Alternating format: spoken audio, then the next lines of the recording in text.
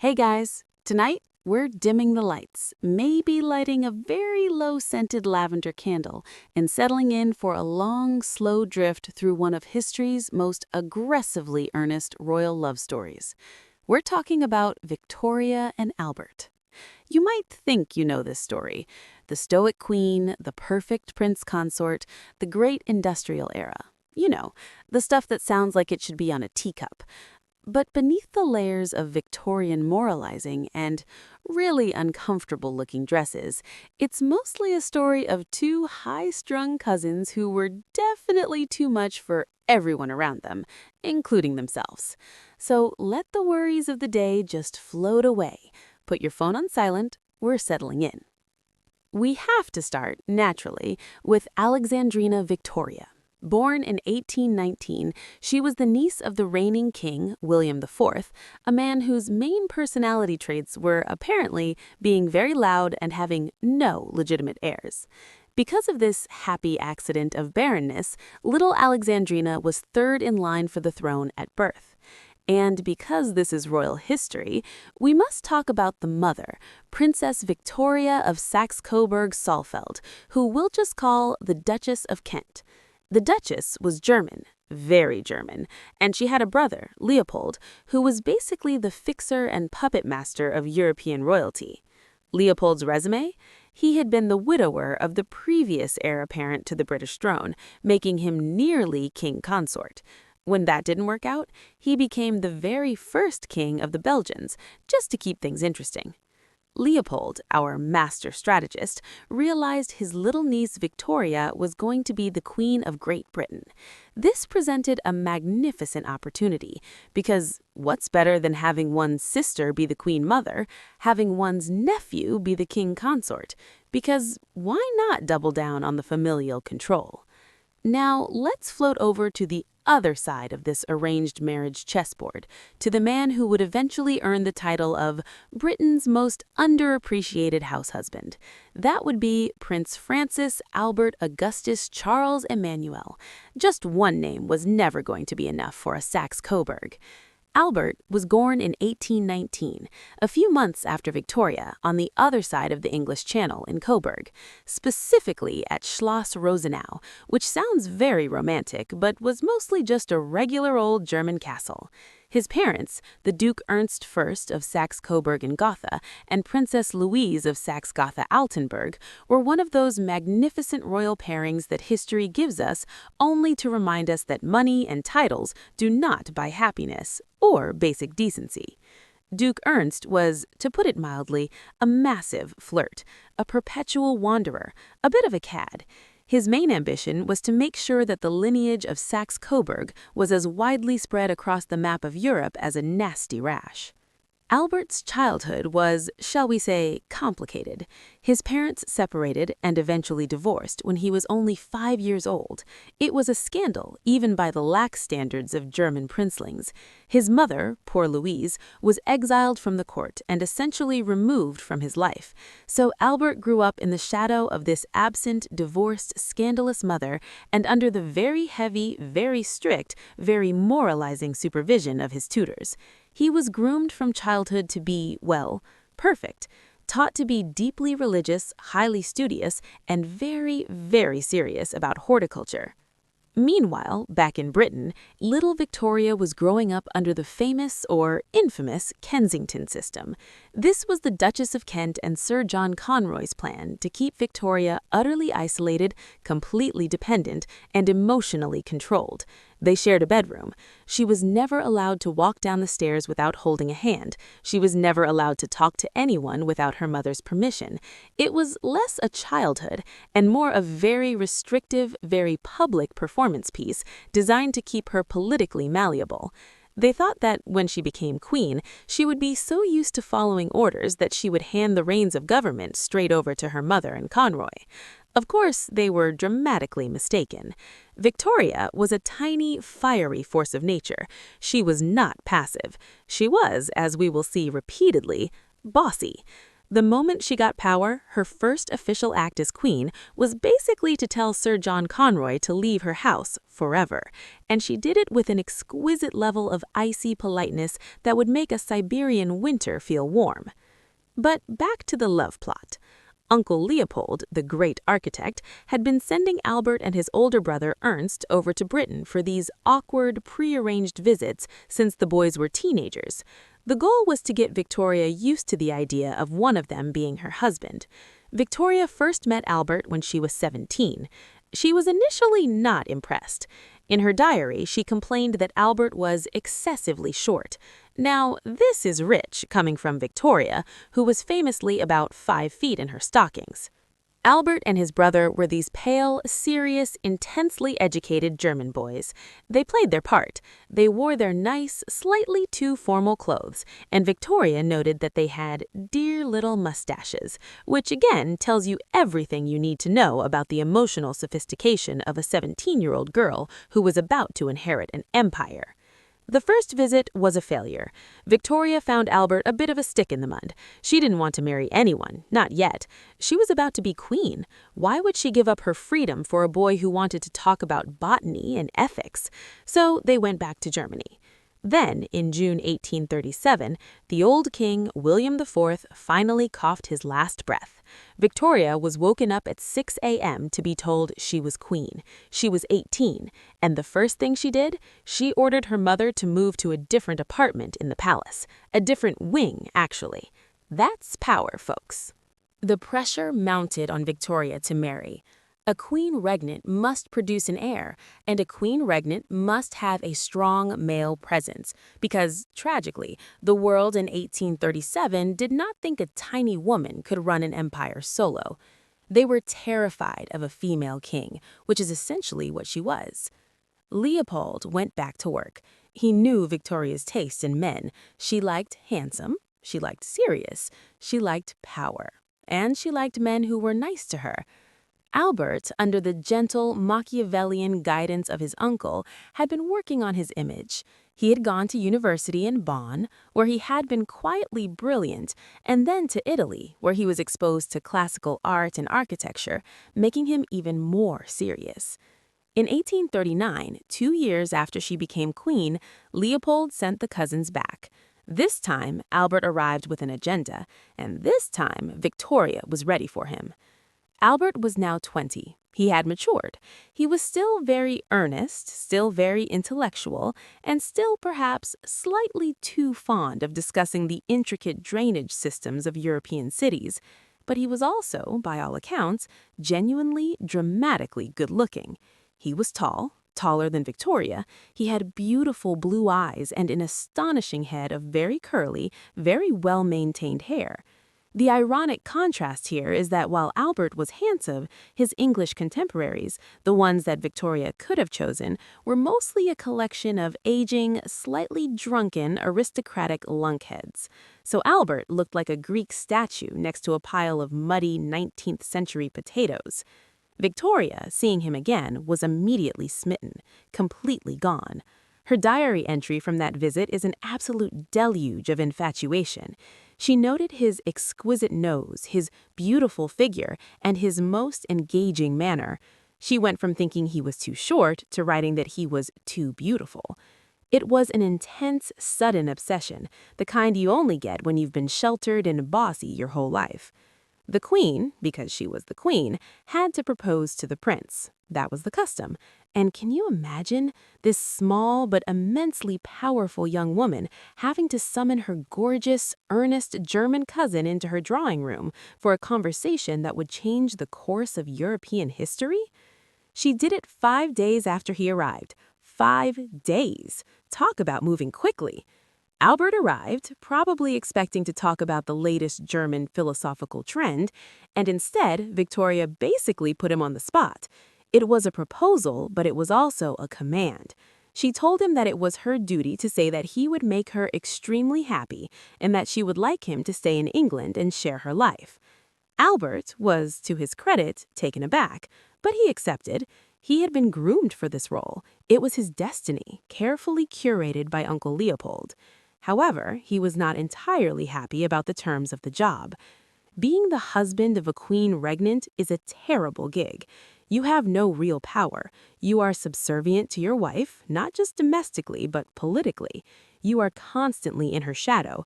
You are essentially a living, breathing accessory to the throne. Albert was an intensely proud, ambitious, and slightly arrogant young man. He was walking into a situation where he would be entirely defined by his wife's title. Victoria was head over heels. Albert was resigned, but duty-bound. And this fundamental, slightly tragic imbalance would define their entire marriage. She was the one with the power, the passion, and the immediate need. He was the one with the good looks, the high morals, and the simmering resentment about his secondary role. So, the engagement was on. The British public, naturally, hated it. They didn't like Germans, which is an unfortunate constant in British history. They didn't like the idea of this pale, scholarly foreign cousin coming over to spend the Queen's money. They were suspicious of his Catholicism. Even though he was a Lutheran Protestant, they just assumed. And they were angry that he was to be given a massive annuity of £50,000 a year. Parliament, in a magnificent display of pettiness, immediately voted to reduce that amount to £30,000, just to stick it to the German cousin. This was a massive public insult to Albert. He was humiliated, and Victoria was furious. This public snubbing of her intended spouse was something she would never forget, and it cemented in Albert a lifelong, deep-seated dislike of the English political system and its slightly boorish aristocratic players. The Queen, because she was the Queen, had gotten her way. She had just proposed to the handsomest man in Europe. She was ready for the fairy tale. But Albert was settling in for a very long, very serious tenure as Prince Consort, a role that he would have to invent for himself because no one, not even the Queen, knew quite what to do with the Queen's husband. And that, my friends, is where the real story of their deeply complex, weirdly intense, and ultimately very sad relationship truly begins. The marriage, in 1840, was just the starting pistol for a 40-year emotional marathon fueled by duty, hormones, duty, German efficiency, and a truly epic amount of duty. So, let's settle in and let that initial infatuation just drift away as we move into the actual, slightly chaotic day-to-day life of the most powerful couple in the world. We need to talk about their bizarre domestic routines, Albert's profound homesickness, and Victoria's utterly terrifying emotional meltdowns. Let's float over to the actual wedding and the immediate, profound culture shock that Albert experienced. The wedding, in February 1840, was of course a grand affair, but for Albert it was just the final, necessary step into his new, slightly gilded cage. Imagine, you're a 20-year-old, brilliant, highly organized German prince. You arrive in England, a country you don't really know, to marry a woman who has only known absolute power, and you are immediately snubbed by her entire parliament. You don't get to wear a crown. You don't get the title of king. You are simply Prince Albert, the Queen's husband. His initial impression of the English court was one of deep, profound, and utterly predictable German disapproval. He found the English aristocracy to be a group of lazy, loud, drinking, gambling, slightly dim-witted people. They woke up late, they ate too much, they had no interest in science, philosophy, or the important work of improving drainage systems. They were, in short, everything Albert was educated to despise. Albert was an early riser. He liked order. He liked to be productive. He liked schedules. He would wake up, work on his papers, study, and then look out to find the courtiers of his wife's palace just shambling down for a late breakfast, still slightly drunk from the night before. This was an outrage to his German sense of propriety. Victoria, on the other hand, loved being queen. She loved the chaos, she loved the parties, she loved the flirtation and the constant attention. And she was also, we must remember, dramatically in love with Albert, which in the short term meant she was constantly all over him. Their marriage in the first few years was a whirlwind of passion and fighting, and I mean fighting in a way that would make you want to put your head under the covers. Victoria was used to demanding. She was used to exploding in these dramatic, tearful, floor-pacing fits of rage if she didn't get her way. She had grown up with the Kensington system, where emotional fireworks were one of the few ways she could exert any control. Albert, having been raised by stoic tutors and moralizing father, was not equipped for this. He was an emotional lockbox. He responded to her histrionics with cold, intellectual disapproval. He would retreat. He would write her very long, very detailed letters about her bad behavior, which he would then have a courtier deliver, because why talk it out when you can write an essay on emotional stability? This, of course, drove Victoria insane. She wanted warmth, cuddles, and immediate validation. She got a lecture on the proper conduct of a sovereign spouse. Victoria's diary is an extraordinary record of this tumultuous start. One day, she's writing that her dearest Albert is perfection itself. His cheek is beautiful. His hand is divine. The next day, she's writing that they've had a dreadful, dreadful row and that she is perfectly miserable. She would scream at him, mostly because she couldn't understand why he wasn't happy to just sit by her side and tell her she was magnificent. Albert's profound unhappiness was rooted in two things: the lack of a defined role and the sheer disorder of the royal household. He was the Queen's husband, but he was constantly reminded he was merely Prince Albert. He had no official authority. He wasn't allowed to see the official government dispatches. He was just supposed to be a handsome, well-dressed baby-making machine, which for an intensely proud, ambitious, and slightly arrogant young man was psychological torture. The royal finances, the royal staff, the royal palaces, it was all a mess. In his view, it was all being run by old, incompetent, lazy English aristocrats who were just there to collect a salary and maybe have a little nap. Albert started very slowly, very carefully, to fix things. He used his German genius for organization. He started by reforming the finances, turning a chaotic, debt-ridden royal household into a finely tuned, meticulously audited machine. This was not a popular move. The lazy English aristocrats did not like having their allowances and budgets scrutinized by this intense, pale German boy. But Victoria, who was queen, but had never actually understood a budget in her life, saw that he was saving them money and bringing order to the chaos, so she started to give him more power. 1861. At 10:50 p.m., Prince Albert died. He was surrounded by his grieving wife and several of their children. The reaction from Victoria was immediate, absolute, and total. She didn't just grieve, she shattered. The entire world, for her, had been anchored by this one man, this one serious, German, organized presence. And now he was gone. Victoria's life, and by extension, the British monarchy, immediately stopped. She didn't just mourn him, she consecrated his memory into a new kind of state religion. She would wear black for the rest of her life, 40 years. She never wore any other color again. She ordered that Albert's rooms at every royal residence be kept exactly as they were the day he died. A basin of hot water would be brought to his room every morning, his shaving utensils laid out, and his clean clothes placed on the bed. Because, in Victoria's mind, Albert was still there, just quietly working in the background. She became known as the Widow of Windsor. She retreated from public view entirely, spending almost all of her time at Windsor, Balmoral, or Osborne, utterly refusing to perform the ceremonial duties of a monarch. The British public, who had so hated Albert when he was alive, now turned against her. They called her selfish. They called her the Queen of the Hermits. But she didn't care. Her duty, as she saw it, was now to the memory of her perfect departed prince. The irony here is profound. Albert spent his life trying to reform and modernize the monarchy, trying to make it efficient and presentable. By dying, he turned his wife into the exact opposite of what he had intended, a reclusive, emotionally volatile, and deeply eccentric symbol of perpetual Victorian mourning. It was a perfect, tragic end to a story built on duty, German order, and an aggressive amount of love.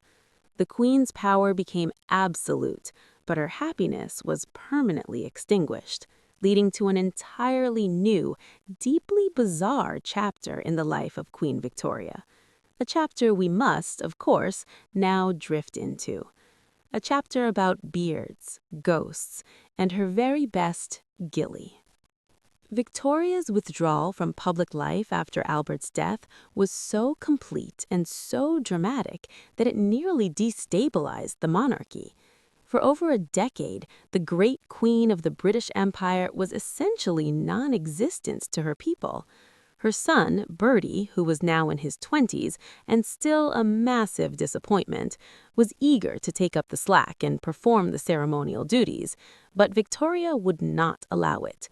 She hated him too much, blaming him directly for his father's death. She would not risk tarnishing Albert's memory with Bertie's slightly sleazy presence. She was the queen of an empire upon which the sun never set, but her primary activity was supervising the maintenance of Albert's many statues and memorials. She was obsessed with his memory. She commissioned a massive marble mausoleum at Frogmore. She insisted on the creation of the Albert Memorial in Kensington Gardens, a colossal, excessively gilded Gothic monument that basically looked like a giant, very expensive birdcage for a statue of Albert. She needed the world to know how perfect he was. During this period of profound, self-imposed isolation, she relied entirely on her staff, particularly her Scottish servants at Balmoral. This is where we introduce the next great man in Victoria's emotional life, John Brown. John Brown was a gillie, a sort of rough-and-ready Highland servant, guide, and keeper of the deer. He was a plain, gruff, bearded Scotsman who had served Albert for many years. He was the antithesis of Albert. Albert was serious, refined, German, and intellectual. Brown was loud, uneducated, rough around the edges, and apparently enjoyed a good drink. And Victoria, the queen, fell completely under his influence.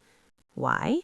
Because John Brown treated her like a normal person, which was revolutionary for her. Everyone else, her children, her courtiers, her ministers, treated her with a combination of terrified reverence and genuine sympathy for her grief. They were soft-spoken and polite.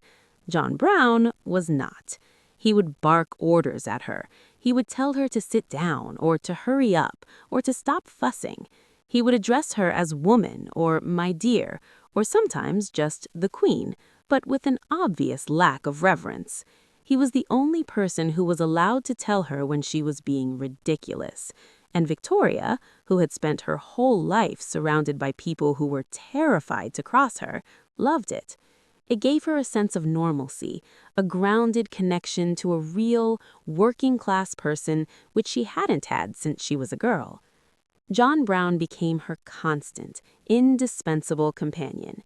He rode with her. He served her a whiskey and soda every afternoon. He was always by her side, riding in the carriage or standing directly behind her chair at dinner, much to the horror of her children and courtiers. The scandal was immense. The children, especially Bertie, were incandescent with rage. They called him the Queen's private shaman. The courtiers called him Mr. Brown. Rumors flew around London that they were secret lovers, or even secretly married. They were obsessed with the idea of the Queen having an inappropriate relationship with a mere servant. The reality was probably much less scandalous, but far more emotionally complex. John Brown was a surrogate, a kind of emotional anchor. He was allowed to cross the lines that no one else dared to approach. He filled the emotional space that Albert's death had created, but he filled it with blunt, working-class reality, not with high-minded German idealism. Victoria defended him savagely. She gave him his own suite of rooms in the castles. She gave him extravagant gifts. She wrote a book of tribute to him after his death, which her private secretary had to frantically suppress because it was so utterly over the top and inappropriate. This phase of her life is a perfect, ironic contrast. She was the most powerful woman in the world, defining an entire era with her name. Yet she was emotionally dependent on a drunken, rough Highland servant with a thick accent and a magnificent beard. It was a scandal that never quite went away, proving once again that royalty is always more interesting when it involves inappropriate staff relationships. Her political duties were still largely managed through the written word. She relied heavily on her prime ministers, particularly the smooth, flattering Benjamin Disraeli and the morally serious William Gladstone. Disraeli was the master flatterer. He knew how to talk to a grieving, eccentric queen. He called her the Fairy Queen and would send her long, flowery letters describing Parliament as a kind of grand, slightly ridiculous play. He knew she hated work but loved being made to feel important.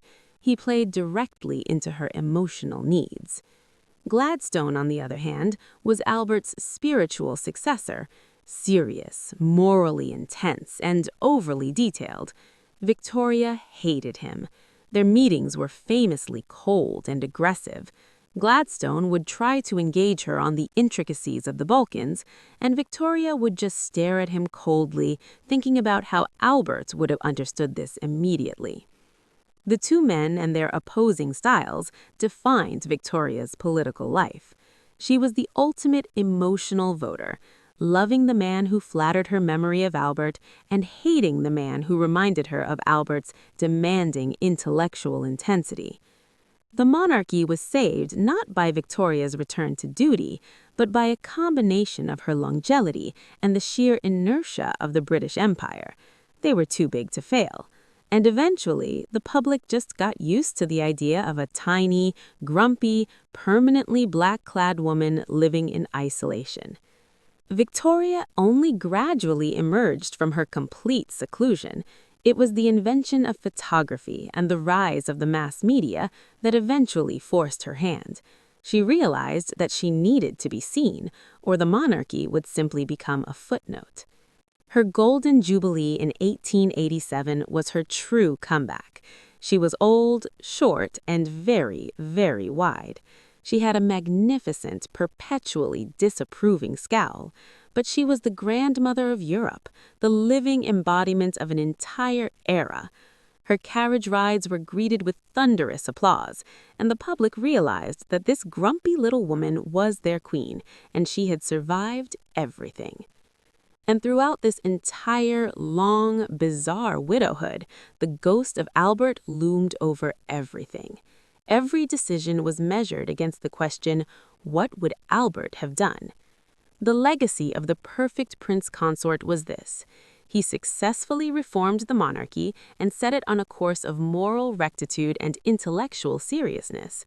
But in doing so, he created a wife whose devotion to his memory was so extreme that it became its own form of political dysfunction. The irony never faded.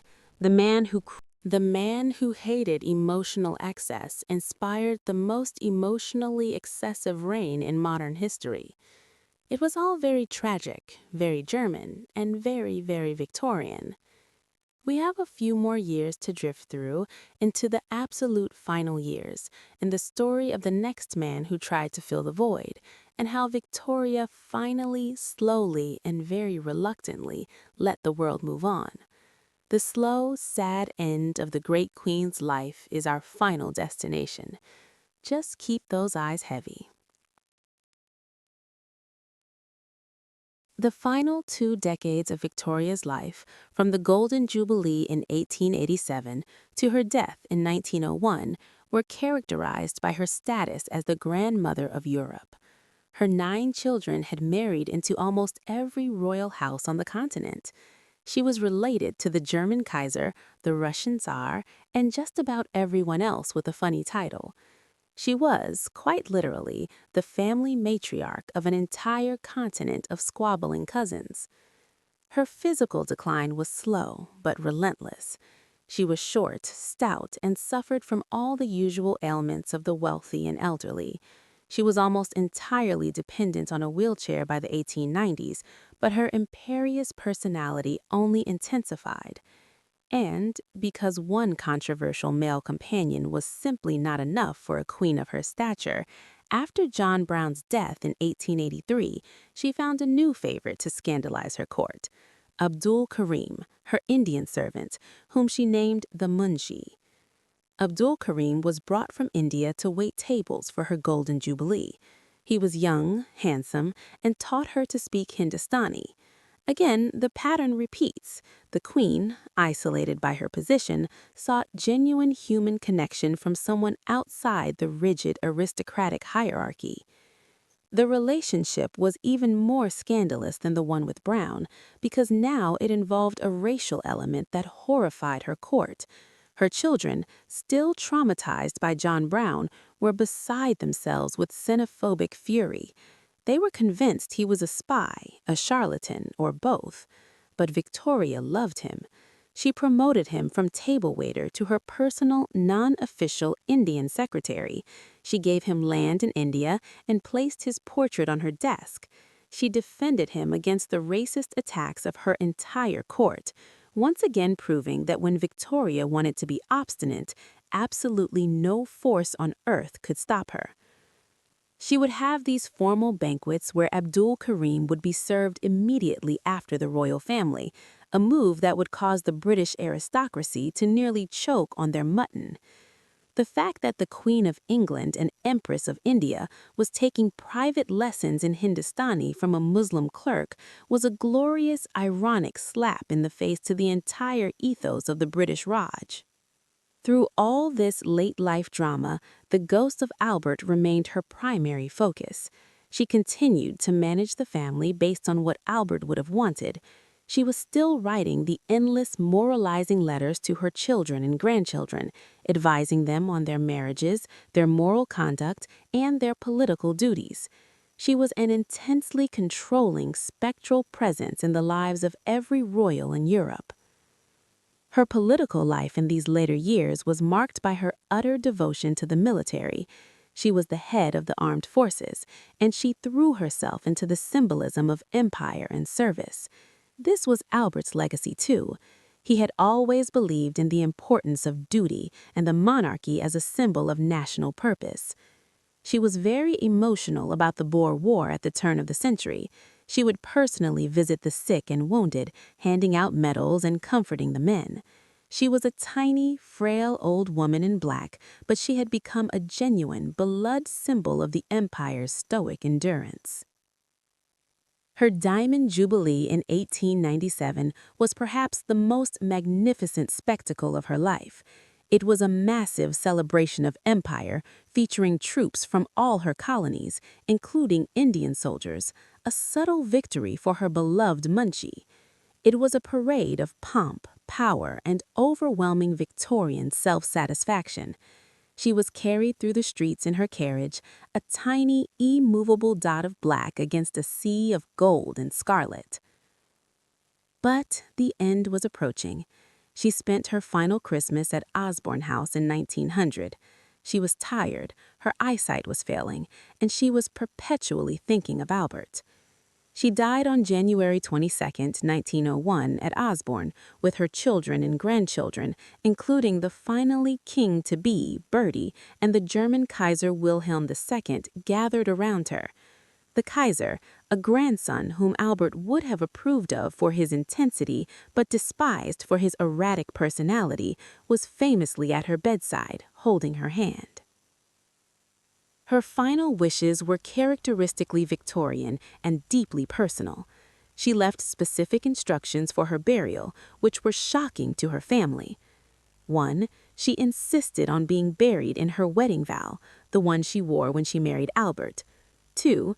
She insisted on having a dressing gown of Prince Albert placed in the coffin next to her.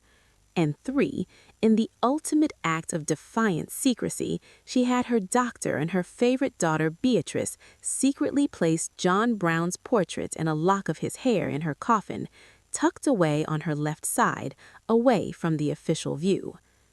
So the story ends as it began, a profound, intense, and deeply complex emotional life hidden beneath a veneer of duty and German efficiency. She was buried beside Albert in the mausoleum at Tagmor, and the two intense, demanding, slightly weird cousins were finally reunited. Her death marked the end of the Victorian age. The Edwardian era, led by her son, Bertie, the man she and Albert both disapproved of, was a dramatic, immediate pivot toward indulgence, pleasure, and aristocratic laziness. The seriousness, the morality, the intense sense of duty, it all faded almost overnight. The world could finally relax. The legacy of Victoria and Albert is a complicated one. They successfully dragged the British monarchy into the modern age, making it a moral, respectable, and powerful national symbol. But they did it by sacrificing their own happiness, creating a stifling, demanding domestic life, and passing on a legacy of intense, neurotic duty to their unfortunate children. It's a love story that was more about duty than romance, and more about organization than passion, at least in the long run. A German plan that worked almost too well, leaving everyone involved profoundly exhausted. And with that, we have drifted all the way through the life of the Queen and her consort. You should be feeling nice and heavy by now. The long, slow, complicated story of duty and family is finally done. Good night, and sleep well.